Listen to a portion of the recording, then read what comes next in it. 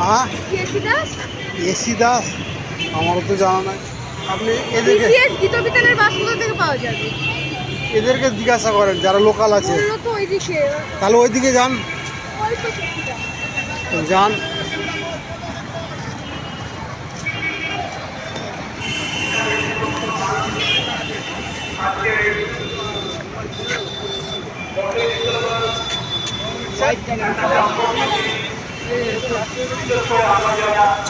মানবাধিকার বিষয় নিয়ে আমরা কাজ করি।